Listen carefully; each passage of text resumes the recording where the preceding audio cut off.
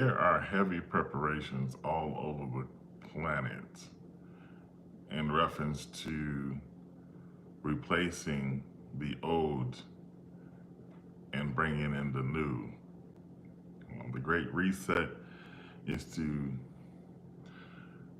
reset everything that was considered old and Christian and Americanized, and it's replaced with something that is much more different. So now we're living in a time where they are trying to bring in the Great Reset very quickly because they don't want to lose this opportunity. And we know that in the past, they have talked about the New World Order. Presidents like George Bush Sr. mentioned a New World Order and 1,000 points of light. And they're about to bring that in. And it's going to be very, very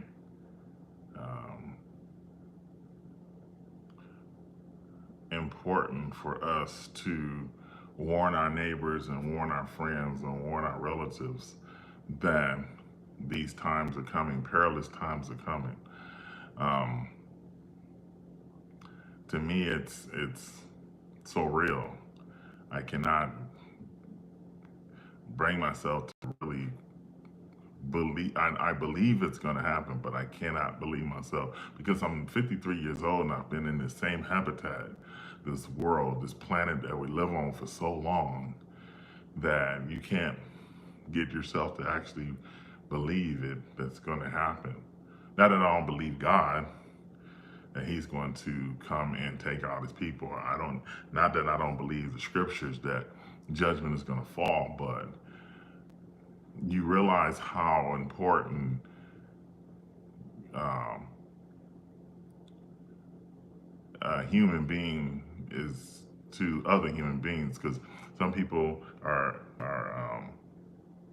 the type of people can be away from humans. Others people can be always around humans. I'm both. I can be um, by myself and be content, and I can be around people and be content. And not trying to be sarcastic, but I've been around people all my life. You have too. And we've been on this earth for a specific time. I don't know your time, but I've been on here for half a century. And to be able to just to have the thought that I won't be here anymore is crazy.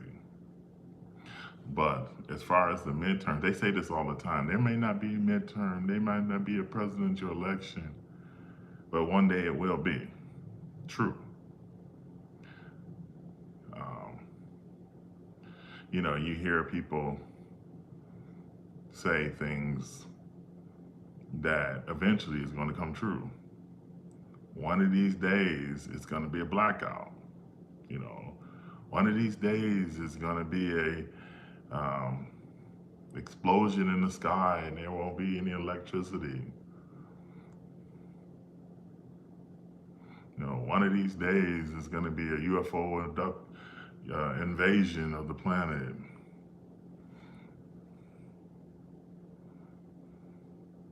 Well, one of these days, and it's probably really quickly coming upon us, very quickly.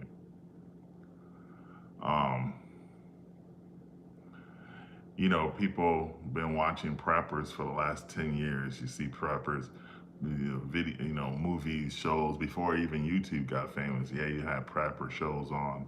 People was like, look at those preppers. That's crazy. Why are they spending so much money on prepping? One day you're gonna figure it out. One day you're gonna find out. I used to always get really frustrated, and I get it, where people look for every 4 years, look for an election every 4 years. Mankind cannot fix human behavior. One man ain't gonna fix human behavior. Even a bunch of senators and a bunch of congressmen through a revolving door is not going to save America. America was on the downslope 30 years ago.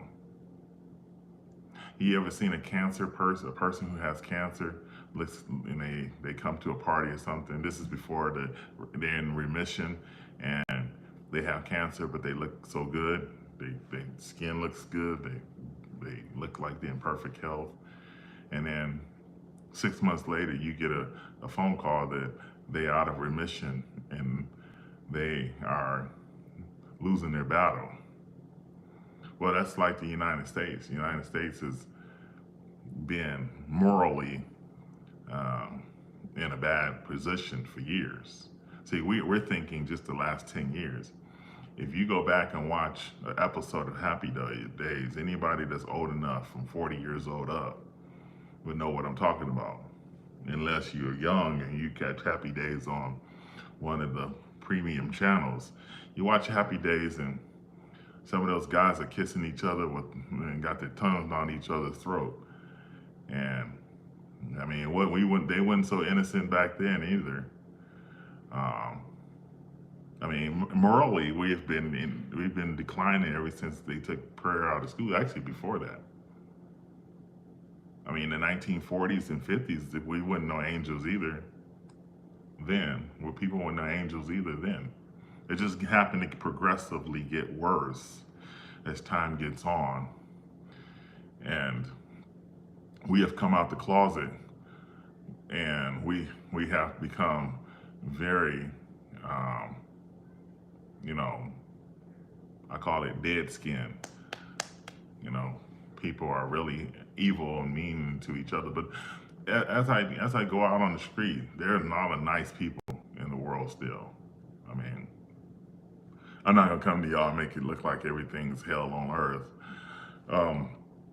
Me and my son was just talking about this. It's like there's a lot of nice people in the world. But getting back to the midterm and presidential election, I see people talk about the second coming of Trump. And this is no joke, I'm for real. You guys see it. Second coming of Trump, I start laughing because it's not that I don't like Trump. I like Trump. Trump is all right. I mean, he's a better president than this one we got here. He's probably been a better president than a lot of people. But the mistake Trump made was when he decided to send his his son-in-law, to the Middle East to divide Jerusalem. That's when he got kicked out of office. God was like, okay, I'm done with you. So he started off, people calling him a man of God. People call anybody a man of God. People call anybody a woman of God. Oh, they just a woman or a man of God. They just love God so much. But in reality, yeah, they're stuck in the religious microwave just like everybody else is. I mean, there are people who are religious and they appear to love God. The inside of the cup is dirty, but the outside of the cup looks okay. You honor me with your mouth, but your heart is far from me. So we can't assume that not every Tom, Dick, and Harry that come along is a Christian. I mean, we look at Angela, I can't even remember some of their names, but some of the movie stars who get on the show, on the TV, and, oh, I'm a Christian. And then 3-4 years later, they on a video with blood coming all over them, or wearing suits with leather and whipping somebody. And just, are you serious? Not everyone's Christian. Not everyone who says that they're Christian is Christian. Stop with that. So we get our hope. We put our hope. I've been there before. I've been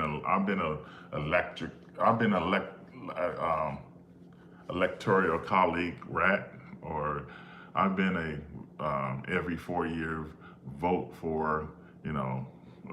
I've been interested in politics.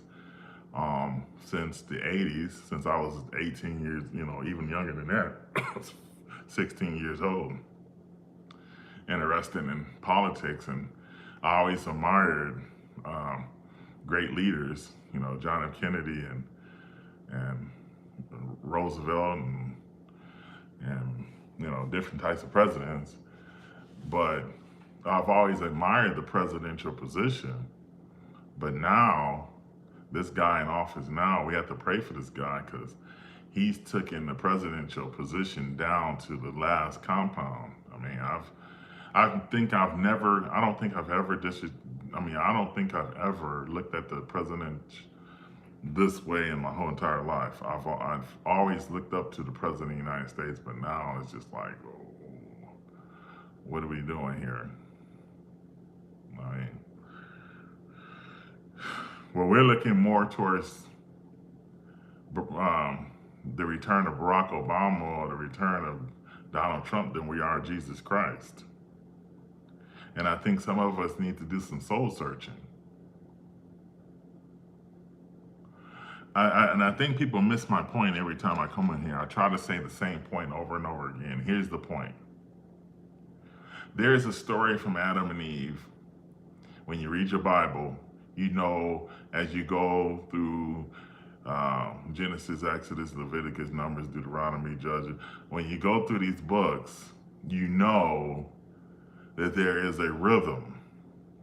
And the rhythm is that one day Abraham will have as many people as the sand on the seashore. And you know that eventually what it's pointing to, because you have the rest of the Bible, that it will be a kingdom on earth, that Abraham will have some thing to do with that kingdom on earth. And you knew Abraham would have something to do with the leadership of that kingdom on earth. And you know that Adam and Eve left the garden, and the garden will one day return to this earth. And then as you read the Bible more and more, you hear David, and my Lord said to my Lord, sit at my right hand until I make your enemies your footstool. And you know that the devil, the God is one day is going to crush the head of the devil. And you know that he died on the cross for your sins, and you know that the devil is at war with God, and eventually God is going to throw him into the bottomless pit and in a lake of fire. And you know that there is not going to be anyone who's going to bring heaven on earth. No one. No one's going to bring heaven on earth. There's only one name that you can be saved, and that is Jesus Christ. There's only one person who can say in one word to stop the winds from blowing or to raise the dead. Young lady, get up. And she gets up. There's only one person who has created all these things with a word. The Father, the Son, and the Holy Spirit is one God, one triune God. Just because we don't understand it, don't mean we're just a little Pee-wee Herman little person. And then we got the nerve to say, oh, it's just Jesus. Because I can't read, so you have to email me and text me and tell me, oh, it's just one Jesus. But why would Jesus mention my Father, and my Father said this, and my Father did this, and I'm come to do my Father's will? I mean, I just feel like we're just out in the matrix trying to understand God. I got a fruit fly, so if you see me try to swat this fruit fly, I'm going to be successful at swatting this thing in a minute. I can't stand flies of any kind. But I guess I'm just thinking about how people don't even realize that Christ can come back. I don't care what year it is. Whenever he comes back, it'll be in the fall. And there's always an election, or worldwide, like a United States election, sometime in November, every 4 years. And it's funny how he set an election on a possibility of him coming back the same year as an election, because he wants to see where people's head is. He wants to see what people's heart is. Are you hard on the election, like mankind is going to fix this thing, fix everything, fix all our problems? Another a man on 2024. We waiting for the second coming of Trump. I don't care who it is. I don't care who they claiming they wait for. I mean, I don't care if it's my favorite president. No one is gonna fix this thing. No one. And they're doing it on purpose. I mean, you cannot convince a kamikaze pilot to not kill himself when he's on a mission to kill himself. You got world leaders that are trying to drive the United States into a kamikaze, into a building, destroy it. They can't stand it. They want a new world order. They want a one world government. They don't like the sovereignty of nations. They think it's taboo. They think it's bad because make America great again. It's a bad word. Or, you know, ask not what you can do for your country, but ask what your country. Well, that's what I got that all twisted. Ask not what your country can do for you. Ask what you can do for your country. The only thing to fear, it's fear itself. Remind me of Eddie Murphy being on a movie trying to using quotes from presidents trying to get by. Who was that? It's one of those. But I enjoy my 53 years. I feel sorry for my kids. I tell them that all the time. I kind of feel sorry for you guys because you guys don't get to grow up. But at the same time, I've had friends, and they don't understand this part when I say I had friends that died at 20. I know kids that died at 14 years old. I know kids that died at 17. So is it really a gift that you can live the rest of your life because you don't know when you're going to die? I just had a cousin who died. I never met her before, but I just had a cousin who died. And I had another cousin, my boy used to hang with all the time. His daughter died sniffing glue. She's sniffing glue. Why? I remember I was babysitting for her one day and she's laying on my chest. Little girl, and she died at 27 years old. I never saw her after she got older. I mean, I don't look at the world. I'm a positive person. I hate to use the word positive because I think they use it in psychology, but I'm a very uplifting person. But when you got to deliver a message like the one we have to deliver, it gets sorrowfully hard to do that. Like I'm sitting here, like right now, I might just be too sleepy because I woke up like at 5 o'clock, got my kids off to school, and here I am. Surreal. It's surreal. I mean, one of these years, I told my family, I've also told my wife, I told people on YouTube, I told people on Facebook, one of these years, I've never said God told me he's coming back tomorrow, or God told me he's coming back next week. I said on my videos that he can come back on this Feast of Trumpets, or whatever Feast of Trumpets was, 2008. I can tell you the ones I said he could come back on because it was Smeta Cycles or something was there. But I never said he was coming back. So now, at this point, I took the could out. And I think I left some question marks on the last video I did. If y'all ever see me toss a book at my cat doesn't like noise. So he gets ticked off. So he has this, you know how they get fur in their throat. He starts coughing because he's old. So I don't throw it at him. You won't see me hit him. I'll just sort of like, the book could kind of like land right over by him. So you can kind of scare him. Because, I mean, he'll start coughing because I'm making too much noise. He's like an old man. It's like, I mean, but this cat got a lot of energy. He got some jumps too. He can jump. And he walks around all day and he meows when he wants something. And it's just like, are you 17-year-old cat, or are you a 7-month-old cat? Because you're acting like you've been around. Anyway, I think the revealing of the Antichrist will come on a future not Feast of Trumpets, a Shemitah cycle. Because in Daniel, he talks about the rising of leaders and the falling of leaders. So let's take a look at this. Okay, so in 1980, it was Jimmy Carter and President Reagan. And you know Reagan won. So we can go back to 73. And that was I think that was an election, or close to it.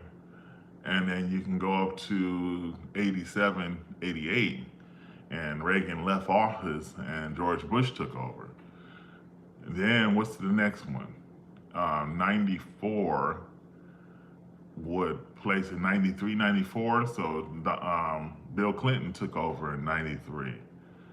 Then 81, when you remember the hanging chads, 2001, 2001 was a Shemitah year. And you remember Al Gore and George Bush and the hanging chads, and they had to count the chat. What a mess. And then Barack Obama, the first black president, if you want to call him black, 2008, he became the president. And then he was done in office in 2015 and Donald Trump took over. But Donald Trump didn't go out of office. He was supposed to be out of office in 2024. Yeah, 2024, which was not a Shemitah cycle, or 2020 was not a Shemitah cycle, but it was in the middle. He got elected in the middle. He got elected on a Shemitah cycle, but his second term did not end on a Shemitah cycle. So, but the reason why he got taken out of office is because he was trying to divide Jerusalem. And a lot of those guys probably got taken out of office because they were trying to divide Jerusalem. George Bush Sr. was probably the only one. I think the reason why he wasn't a one-termer, and that's along with Obama's, because they wasn't trying to keen in on dividing Jerusalem like Donald Trump was. And they kept trying to say, I remember two-state solution, but George Bush would never follow through on it. So that's probably why he didn't get kicked out of office. I don't know. I'm not God. But every 4 years, you can look at Shemitah cycles. Like even Christian movies. I brought this up before.